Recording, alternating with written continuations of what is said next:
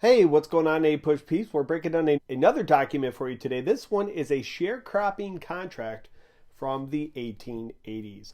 All right, so background info. The Civil War ended in 1865. Reconstruction takes place between 1865 and 1877 and ends with the election of 1876, also known as the Compromise of 1877. Reconstruction amendments, you should know. The 13th Amendment freed slaves. The 14th Amendment granted citizenship to former slaves. And then the 15th Amendment provided for universal male suffrage, specifically aimed at African American men. However, Southern states will limit these amendments, the effectiveness of these amendments, through things like poll taxes, literacy tests, grandfather clauses, the KKK, and sharecropping. And we're going to focus on sharecropping today. All right, so what is sharecropping? Well, it's when freedmen worked on farms and exchanged labor for using land and housing. It's essentially renting land and then growing crops and paying with those crops. The purpose of this was to keep former slaves in conditions as close to slavery as possible by tying them to the land. And most Southern blacks were sharecroppers by 1890. So this is going to be a huge part of the Southern economy in the late 19th century.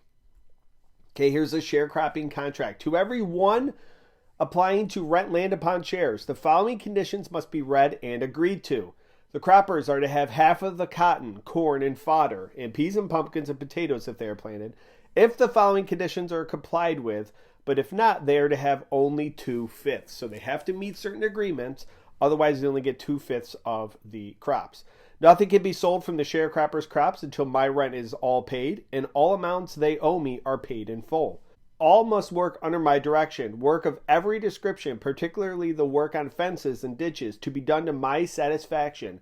It must be done over until I am satisfied that it is done as it should be done. And I want to bring attention to this line here. All must work under my direction, work of every description must be done to my satisfaction. So this gives incredible power to the landowner. They could simply decide, you know what, it's not done to my satisfaction, and really place a huge burden on sharecroppers.